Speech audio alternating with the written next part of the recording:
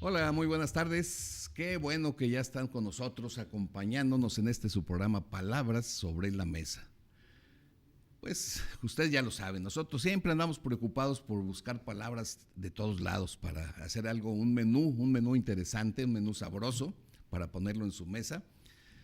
Y en esta ocasión hemos decidido ir a buscar palabras a un lugar maravilloso.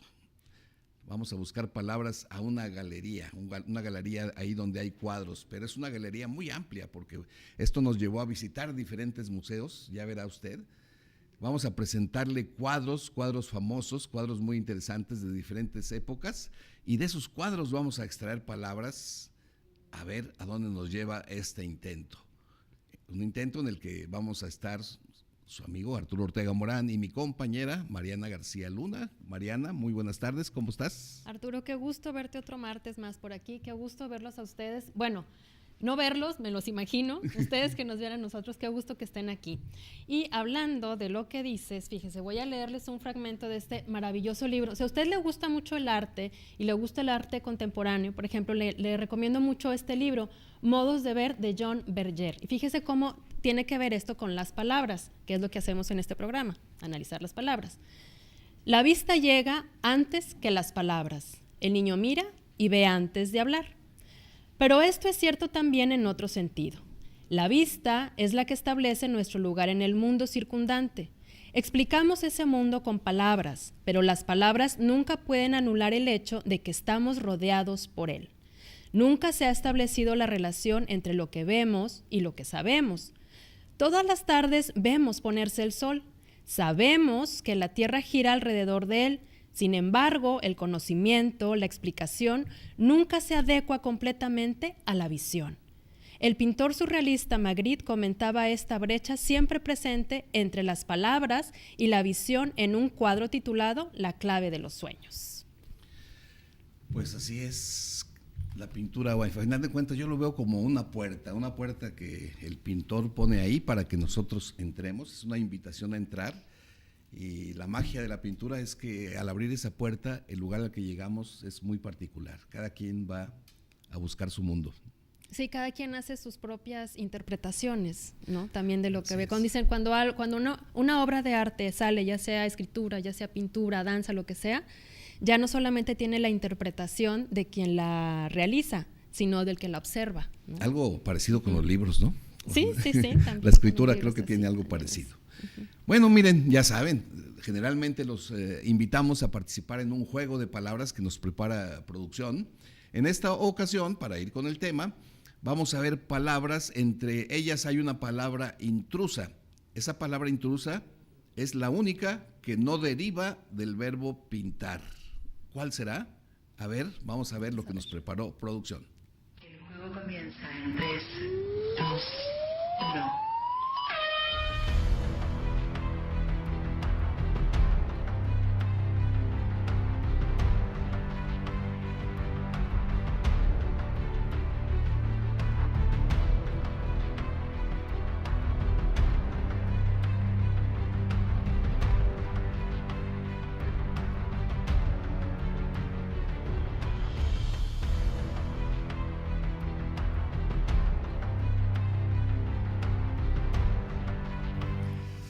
Pues ahí está, no está quizá muy fácil, pero una de esas palabras no deriva del verbo pintar, aunque pudiera tener relación con la acción. Pero bueno, a ver qué nos dice usted. Recuerde, háblenos vía voz 2020-8865 y por WhatsApp 81 26 11 35 35. 81 26 11 35 35. Recuerde poner su nombre, eso sí, en el mensajito, porque si no, no sabemos a quién es y no va a poder participar en este libro. Para llevarse este libro que es de Rodolfo Naró y se llama Cállate Niña, y nos los mandó Editorial Planeta, así que muchas gracias a Planeta. Pero tienes también la pregunta alterna, ¿no? Sí, claro, hay una pregunta alterna, ya ven que siempre damos otra opción para participar en la posibilidad de llevarse ese libro. A ver, fíjense, ya dijimos, en las galerías de arte hay cuadros, entre otras cosas, puede quizá también haber esculturas. Pero, a ver, díganme ustedes, ¿qué nombre tienen esas galerías que son exclusivamente para mostrar cuadros, para mostrar pinturas? Es un nombre por ahí que suena medio griego. Uh-huh. Si usted se acuerda, también llámenos, digan, pues ya sé, los cuadros se guardan o se exhiben en las... Hasta ahí la dejo. A ver, llámenos 2020 88 65 o... 81 26 11 35 35. Mientras empecemos la visita a las galerías. Vámonos a la ciudad. ¿Dónde empezamos? Sí, vámonos muy lejos. Vámonos a la ciudad de Basilea. Es una ciudad suiza que está ahí en las fronteras entre Francia y Alemania. Ahí hay un museo, el Museo de las Culturas de Basilea. Caminando en esos pasillos, ahí hay un cuadro que nos lleva a una historia. Ese cuadro nos muestra a un santo cristiano, se le ubica ahí en el primer siglo cristiano, conocido como San Martín de Tours. De este episodio, de este santo, fíjense, ahorita vamos a ver en pantalla el cuadro. Fíjense cómo es un personaje que viene a caballo, muy elegante él, porque se dice que él era hijo de un tribuno romano, o sea, de buenas familias. Y la anécdota que quedó de él en la historia es que una vez, yendo en su caballo con su capa, se topa con un limosnero y él, en un acto de caridad, parte la capa en dos y le da la mitad al limosnero para que se tape, y él se queda con la mitad porque no podía deshacerse de ella porque era propiedad del Imperio Romano. Este acercamiento que vemos es un acercamiento de limosnero que es interesante porque el pintor, quien lo haya realizado allá por el año 1450, pone sobre la piel de este limosnero las huellas que son típicas de la lepra, una enfermedad muy típica de la antigüedad. Si se alcanza a ver, en una mano, inclusive uno de los dedos lo tiene curvo, o sea, como uno de los síntomas de la lepra es que las manos empiezan a hacer los dedos curvos. Por eso también a los leprosos los llamaban gafos. Y gafos era una palabra que a su vez era un insulto, que te dijeran gafo. Y gafo viene de cosas que están curvas, como el capitán Garfio, gafo, garfio.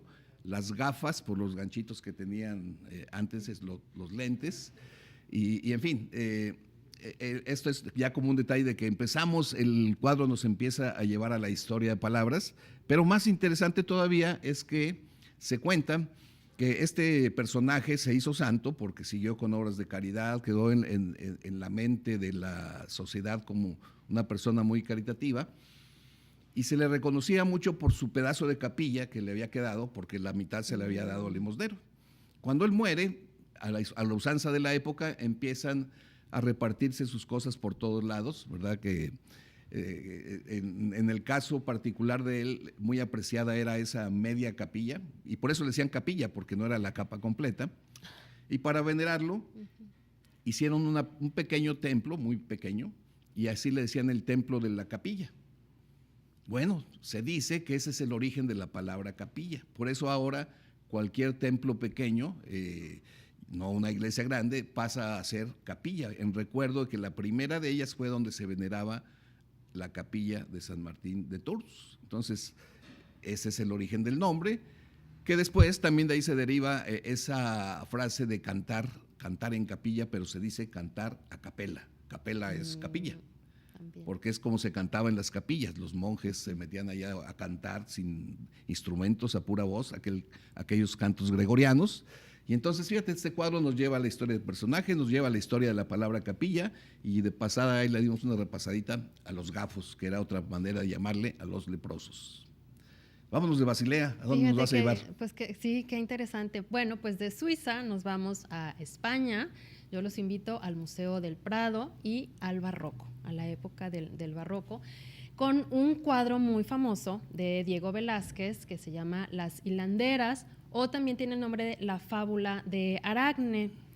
Miren, ahí está en pantalla. Este cuadro, fíjense, es muy curioso porque siempre se creyó que la importancia del cuadro eran las 5 mujeres que están adelante, o sea, las hilanderas, ¿no? Las que están hilando estos tapices. Pero después se descubrió que lo realmente importante es lo que está sucediendo atrás. Atrás hay un tapiz en donde se ve a la diosa Atenea discutiendo con Aracne, una mujer que presumía de sus habilidades para tejer los tapices, y están discutiendo sobre un tapiz que esta mujer, Aracne, confeccionó, en donde muestra a Zeus con todas sus infidelidades. Y entonces el origen mitológico de esta historia, de esta fábula, es que como Atenea se sintió ofendida por lo que esta mujer había mostrado en ese tapiz, pues entonces decidió convertirla en araña. Fíjate. Sí. Pobrecita. Sí. No fue nada más como que al calabozo, no, o algo, no. O sea, fue convertirla en araña. Y dice la mitología que de ahí es donde nace la palabra araña, porque para esto Aracne, al verse confrontada, ¿no?, por la diosa que ella admiraba y todo, ella quiso ahorcarse. Es que hay varias versiones, ¿no? Pero hay una que dice esto, que ella quiso ahorcarse, agarró una soga, y en el intento de matarse con esta soga, vino Atenea y le puso un líquido, algo así, convirtió la soga en telaraña, y Aracne pues también la convirtió en araña, ¿no? Y por esta relación que hay con lo de tejer los tapices, las telas, todo esto, ¿no? Y de ahí, bueno, se dice, ¿verdad?, la mitología, que de ahí surge el nombre de araña, y de araña pues viene arácnido, viene el hombre araña. El hombre araña. El hombre araña, ¿no? Adivinanzas, aquella que decía: en alto vive, en alto mora, en alto teje, la tejedora, que es la araña. La araña. Pues sí, así es. Bueno, fíjate cómo la mitología también nos da intentos de explicar el origen de las palabras, y aquí, bueno, arácnido, dices, caray, pues entonces mira, este personaje mitológico da origen a la palabra. Es más probable que el nombre Aracne se le haya puesto porque ya ese ya llevaba el concepto de tejer. De tejer, exacto. Entonces, muy probablemente en la palabra araña se esconde el verbo tejer, ¿verdad? Que hay por ahí palabras antiguas que se relacionan con ese arac, de mover algo, ensamblar algo. Entonces, interesante cómo la mitología ahí se conecta también con el lenguaje y pues con la pintura que nos deja la puerta para meternos a estas historias. Pues quedémonos en el Museo de El Prado, ya que nos llevaste ahí, pues aquí hay mucho que ver. En Madrid. Ajá. Vámonos a ver un cuadro de Goya. Este cuadro de Goya, que se estima que lo haya pintado por ahí por 1814, trata de retratar un momento histórico de España. Goya lo llamó la carga de los mamelucos, o también se reconoce por una fecha específica, 2 de mayo de 1808. Es el momento en que Napoleón se lanza sobre España a invadirlo, 1808, y manda por delante un regimiento de unos mercenarios o un tipo de soldados a los que llamaban mamelucos. Y esto nos lleva a la curiosidad de decir, mamelucos, ¿y qué tiene que ver con los mamelucos que le ponen a los bebés? Que así es como yo conocí primero a la palabra. Y nada, resulta que esta palabra mameluco en realidad es una palabra árabe, mamluk, que significa propiamente esclavos, y lo aplicaban más directamente a los esclavos que tomaban en Turquía, mamluks. Y a ellos, ya una vez que eran esclavos, los ejercitaban en las artes militares para usarlos como parte de los ejércitos. Y al parecer eran bravos, ¿no? Pues muy bravos para eso de la pelea. Bueno, resulta que por su forma de vestir, que eran unos pantalones bombachos y que a veces les cubrían hasta arriba, cuando se hacía vestimenta de esa naturaleza se les llamaba ropa tipo mameluco, vamos. Y entonces estos mamelucos le dieron su nombre a la prenda, que después se convirtió en una prenda para bebé. Nada que ver ahora la ternura de un bebé con la fiereza Con de aquellos mamelucos. ¿no? Sí. Entonces, esa es la puerta que nos deja abierta Goya con ese cuadro a nosotros. A otras personas les puede llevar a otro mundo. Sí, fíjate qué curioso. Oye, bueno, pues ya que estamos con Goya y en el Museo del Prado en Madrid, sigamos con Goya, pero ahora con un cuadro que ahorita vamos a ver en pantalla que se llama La Vendimia o el Otoño. Este es un cuadro que forma parte de una serie de 4 cuadros más que habla sobre las estaciones. Miren, ahí vemos este cuadro. Este cuadro se pintó entre 1786 y el 87, es un óleo sobre lienzo, es de la época del romanticismo. Y fíjense, aquí el dato curioso es cómo la vendimia, ¿no? Nosotros creemos que la vendimia, la palabra vendimia, pues viene de vender. De hecho, hasta a veces, como en broma o muy coloquial, ¿no? Tú dices, ¿qué andas haciendo? Por ejemplo, si tienes un puesto de libros, sí, ahora que fue la leer, ¿no? Un puesto de libros o un puesto de frutas o de lo que sea, pues ¿qué andas haciendo? No, pues aquí ando en la vendimia, ¿no? Pero pues no, o sea, realmente vendimia no viene de vender, está relacionado, pero no viene de vender. Fíjese, viene más bien de vino, vendimia viene de vino. En origen en latín era vindemia, o sea, viene de vinea, que es viña, y de vinere, que es quitar, arrancar, o sea, literalmente era como arrancar o quitar las uvas, sacar las uvas, o sea, cosechar las uvas, ¿no? De hecho, hay un refrán que es bastante conocido, que se dice hacer agosto, ¿no? Hacer su agosto. Y cuando decimos esto, no, hombre, hizo su agosto, es porque en el negocio te fue muy bien o en cualquier cosa que haces te está yendo económicamente muy bien, pero el refrán original lo que decía era hacer su agosto y su vendimia, ¿no? Como refiriéndose a la época en que se cosechaban las uvas, que generalmente eran en agosto, ¿no? En el verano, que por cierto esto me lleva como a pensar por qué el cuadro se llama el otoño y no el verano, porque generalmente se cosecha ¿las vendimias Pues son sí, en el verano es que o no? depende de las regiones, pero sí, Bueno, casi sí es siempre cierto, depende de eran las regiones. sí, agosto, septiembre es el mes más típico de las vendimias. Pero sí, curioso que aquí vemos cómo de ese fenómeno del lenguaje que vindemia, las letras se intercambian. Yo creo que hay una contaminación ahí por el verbo vender y lo transformamos en vendimia. En vendimia, exactamente. Entonces, bueno, pues esta puerta de este cuadro de Goya nos llevó a esa curiosidad del lenguaje. Así es. Oye, pero vamos a ver otra vez el juego de palabras para sí. que nos lleve también a un espacio, a agarrar aire y regresar con ustedes. Vamos a ver el juego de palabras y cheque quién es la palabra intrusa, la que no tiene nada que ver con pintar. Y recuerde que se puede llevar el libro. 1.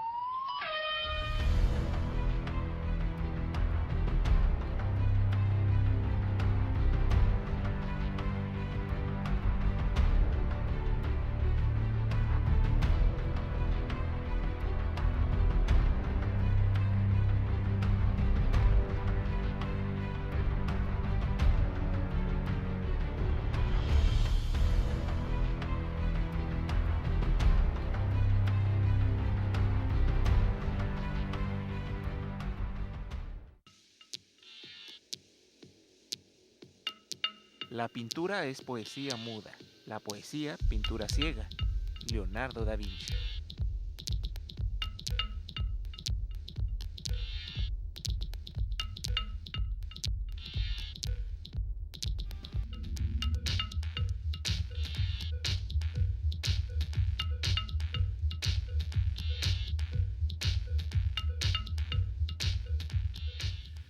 Bien, ya estamos de vuelta. Muchas gracias a quienes ya nos empezaron a mandar mensajes a través del WhatsApp. El WhatsApp número, a ver, recuérdame, Mariana. 81 26 11 35 35. Sí, escríbanos para participar o simplemente para hacernos sugerencias. Se admiten también preguntas que si no las sabemos, pues nos las llevamos de tarea, las consideramos. Cualquier crítica también es bienvenida. O si no, para participar, recuerde que la pregunta alterna que tenemos es cómo se le llama a esos lugares en donde se exhiben cuadros. No usar la palabra galería, tiene otro nombre, suena un poquito más griego, pero ¿cómo se llaman? Medio como que rima con biblioteca, para darle una pista. Entonces, sí, y él, acuérdese, no. Acuérdese que el libro que se puede llevar es una novela de Rodolfo Naró, que se llama Cállate Niña, y fue un regalo de Editorial Planeta. Así que, pues, llámenos.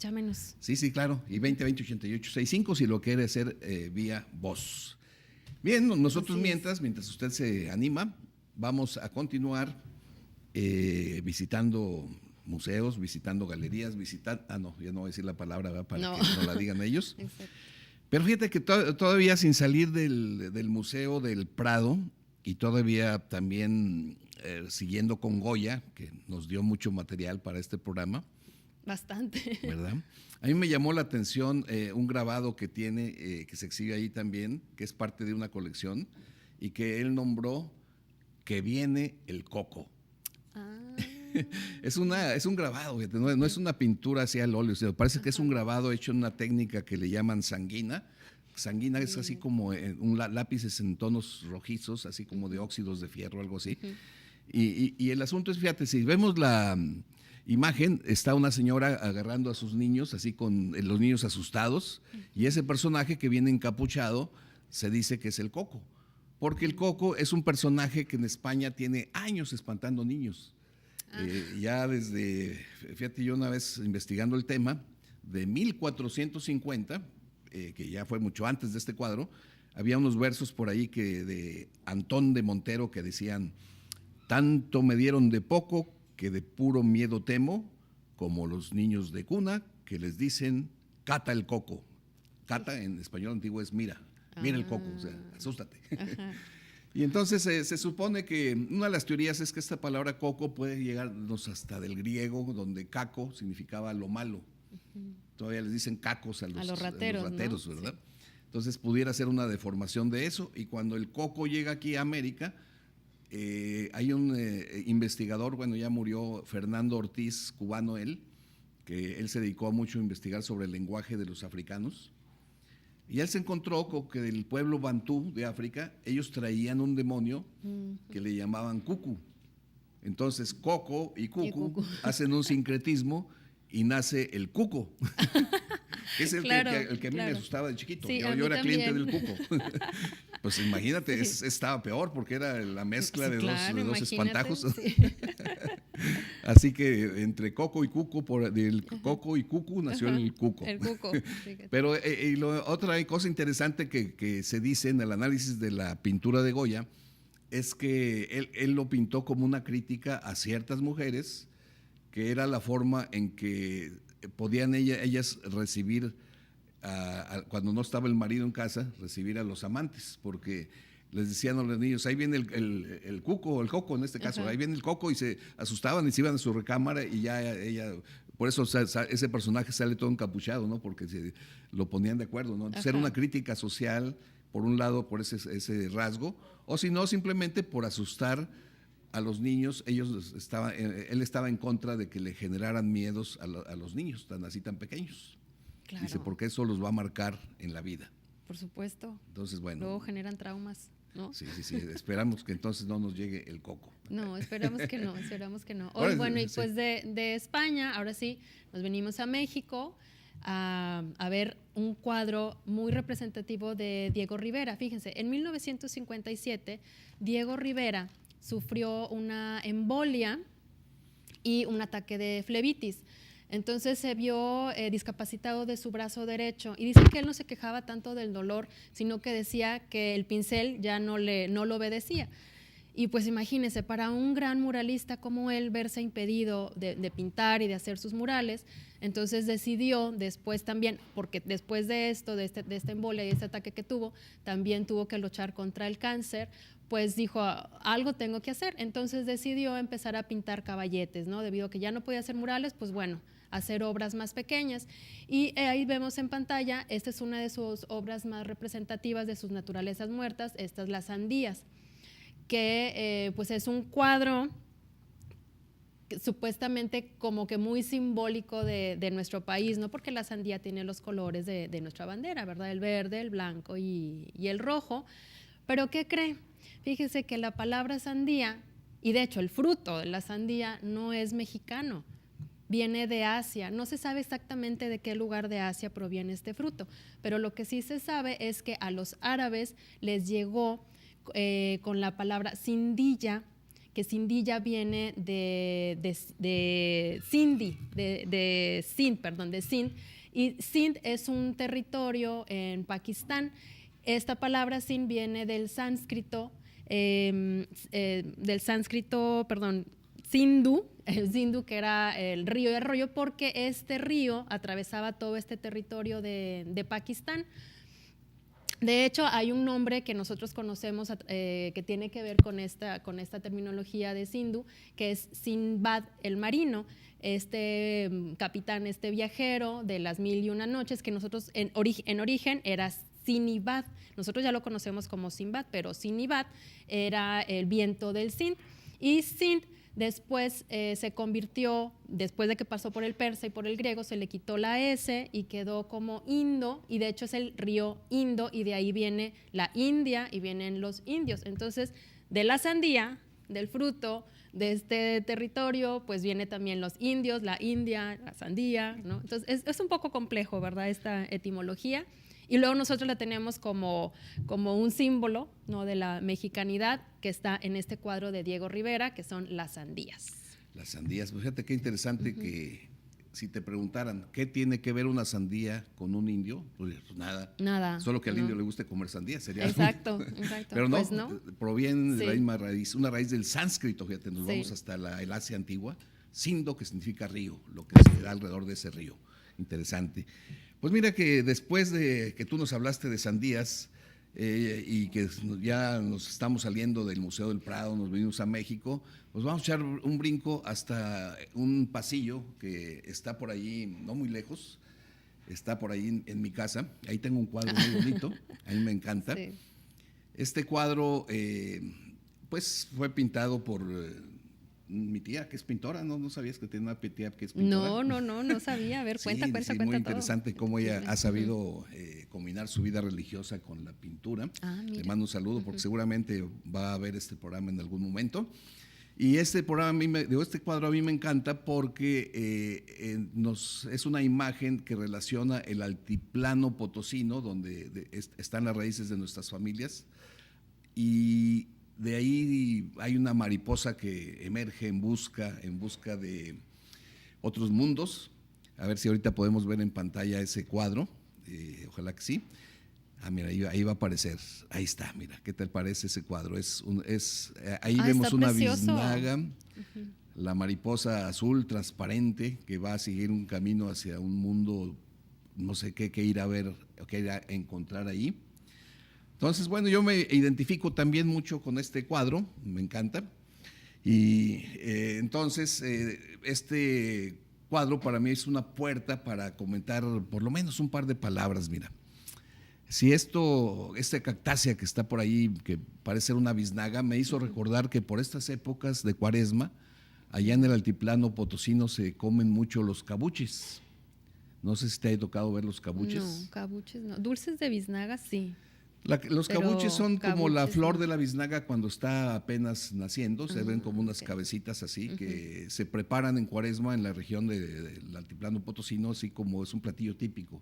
A veces las preparan en vinagre o a veces como un guiso, y es clásico, ¿verdad? Entonces la gente por allá está esperando la época del Cuaresma para comer cabuches.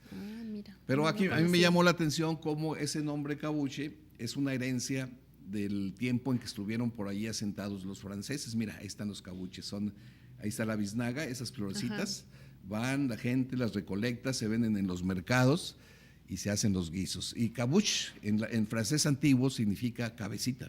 Cabuche. Bueno, pues sí, ¿verdad? Parecían como por la forma. Cabecitas, claro. Entonces, curioso cómo esa época, que fue de algunos cuantos años, en la época de Maximiliano, que hubo regimientos franceses por ahí establecidos. Yo me quiero imaginar que fueron ellos los que le empezaron a llamar cabuche, y a la gente le gustó el nombre, se le quedó, los franceses se fueron, pero los cabuches ahí están. Ahí se quedaron. Sí. Si tú quieres ir a una Semana Santa, ahí te recomiendo un platillo de cabuches. ¿Saben ricos? Saben ricos. ¿A qué sí. saben? Pues, ¿cómo te digo? A cabuches. A cabuches. No, bueno, pues muy bien. Oye, bueno, pues de los cabuches de San Luis Potosí, ¿verdad? De San Luis Potosí, Monterrey. Vamos a brincar el charco, vamos hacia Europa, hacia Italia, hacia la Galería Uffizi en Florencia, en donde está un cuadro también muy representativo del Renacimiento, que es el nacimiento de Venus del maestro Botticelli. Fíjense, a ver si está, ahí está en pantalla. Miren, ahí estamos viendo a la diosa Venus que llega en su concha a esta playa. Fíjense, de hecho dicen los expertos, ¿verdad?, que el nombre del nacimiento de Venus no es como el más óptimo ni el más claro, porque en sí no está narrando cuando Venus nace. Se dice, la mitología cuenta que Venus nace cuando Saturno le corta los genitales al dios Urano y los arroja al mar. Entonces, este cuadro en sí no está representando ese momento, pero de alguna manera es como otro tipo de nacimiento, ¿no? Y las palabras que nos ha dejado en nuestro idioma, Venus, pues es viernes porque es el día dedicado a ella, venerar, veneno, porque venerio, que es porque es la diosa del amor. Y bueno, pues nos tenemos que ir a un corte porque ya me están diciendo que nos tenemos que ir y me están apurando, pero acuérdese que nos puede llamar. Yo creo que en el siguiente segmento veremos la palabra intrusa. Regresamos en un momento. El juego comienza en 3, 2, 1.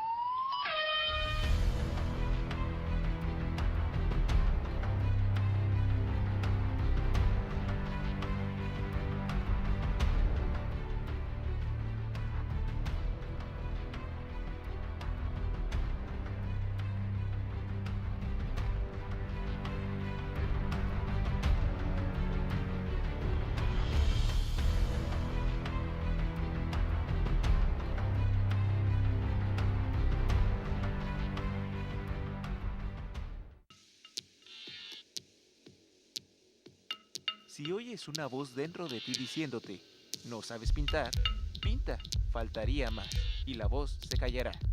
Vincent Van Gogh.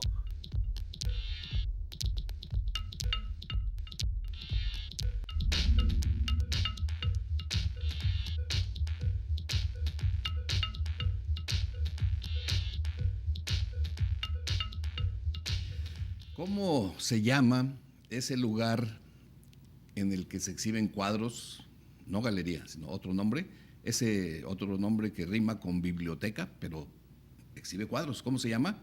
Últimas oportunidades para que nos marque al 2020-8865, o si no, por WhatsApp, ese te dejo a ti siempre el número. 81 26 11 35 35. Y recuerda que se puede llevar el libro de Rodolfo Naró, Cállate Niña, un regalo de Editorial Planeta.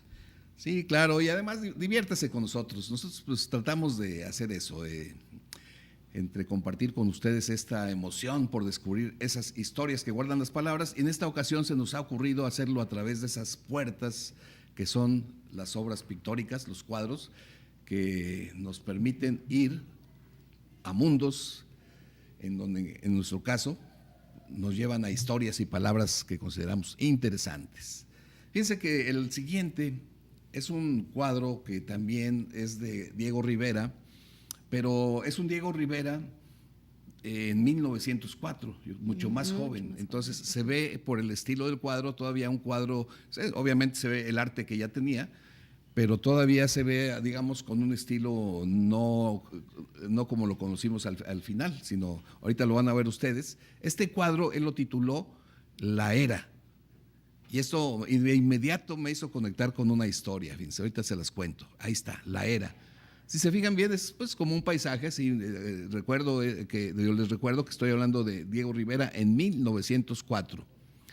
Y esta palabra era, fíjate que yo la conocí una vez que fuimos justamente allá a Tierras Potosinas a visitar una antigua hacienda que por ahí perteneció a un bisabuelo mío y que ya está en las puras ruinas.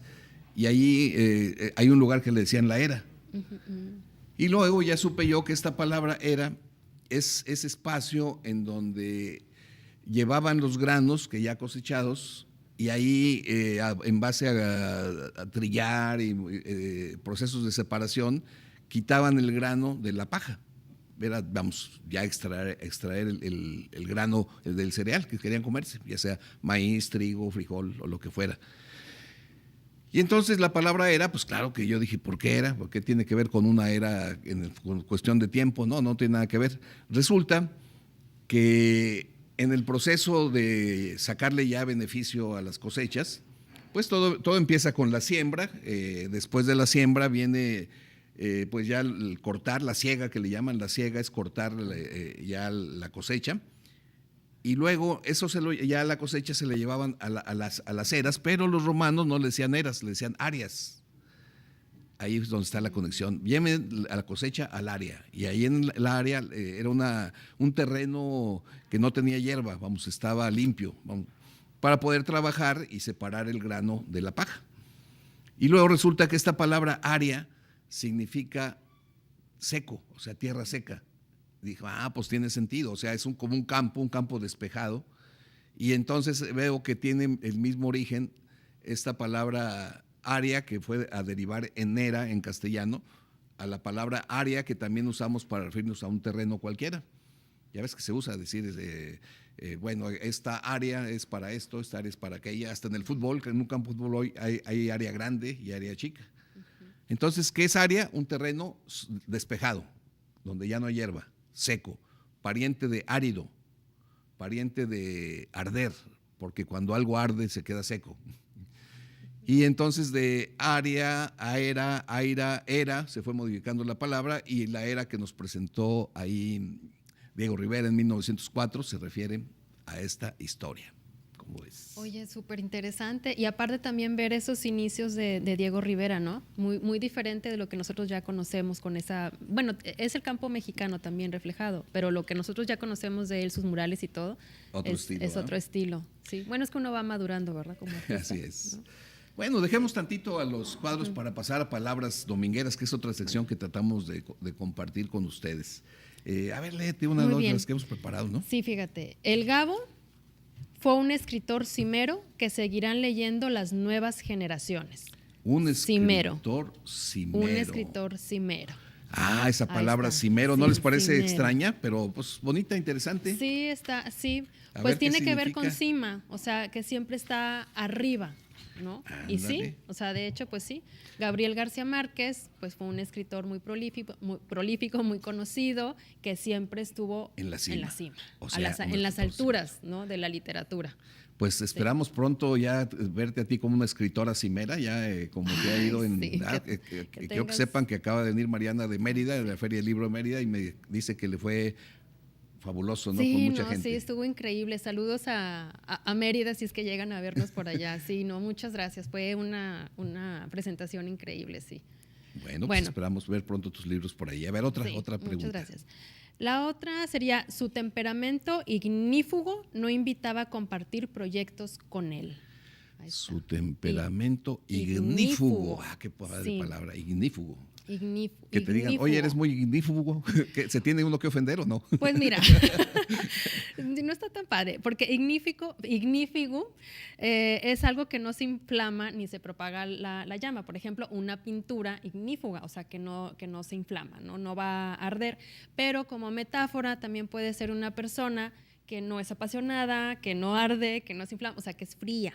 Que por más que la motivas, sí va a estar ahí, ¿no? Las personas que dices, no, mejor ahí la dejamos. Sí, entonces pues la verdad sí no está así como que tan padre, a menos que quieras ser así y no te importe, ¿verdad? Hay de todo en la viña del Señor. Bueno, otra frase sería, los nivales paisajes del norte son hermosos, pero nada cómodos para vivir en ellos. Nivales. Qué bonita palabra, nivales. Nivales. Sí, esta palabra tiene que ver con lo que está relacionado con la nieve. Entonces, un paisaje nival es un paisaje, imagínense la nieve, por allá un reno que anda ahí buscando comida, etcétera. Bonita palabra, nivales. Sí, muy linda palabra. Pero aquí tenemos un lindo libro que usted se puede llevar, es de Rodolfo Naró, se llama Cállate Niña, cortesía de Editorial Planeta, y lo único que tiene que hacer es llamarnos y decirnos cuál es la palabra intrusa en el juego de palabras que ahorita nos va a pasar producción, o también cuál es esa palabra para designar a este conjunto de pinturas que están en un lugar. Entonces, recuerden, llámenos al 2020-8865 o por WhatsApp, mandándonos mensaje al 81 26 11 35 35. Vamos a ver el juego de palabras.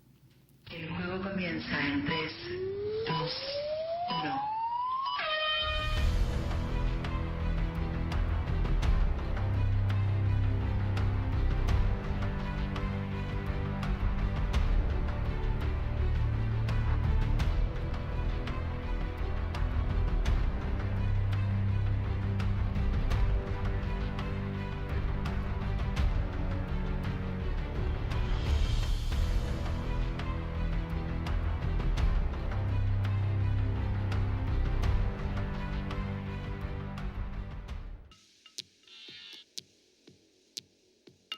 Un pintor es un hombre que pinta lo que vende. Un artista, en cambio, es un hombre que vende lo que pinta. Pablo Picasso.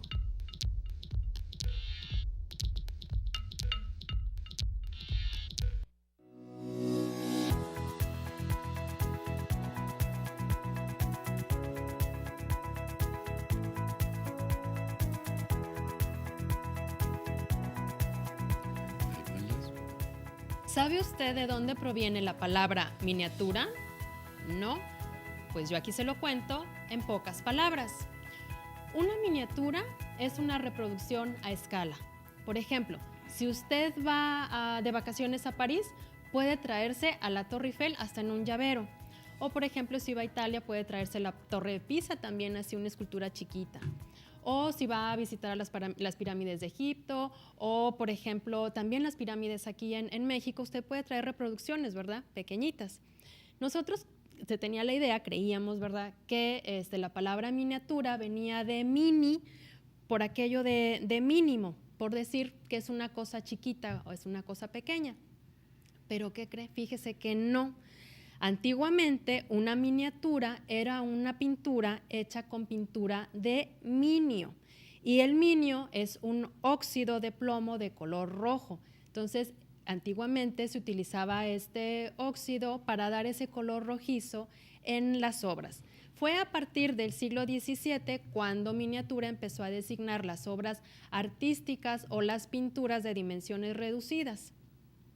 Y entonces empezó a llamársele miniatura también por la influencia de minúsculo que viene de minus. Así que ya saben, entonces miniatura pues no viene de mínimo o de mini, sino viene de esta palabra de minio, de este óxido, mezclada con minus. Y se lo conté aquí en mínimas palabras.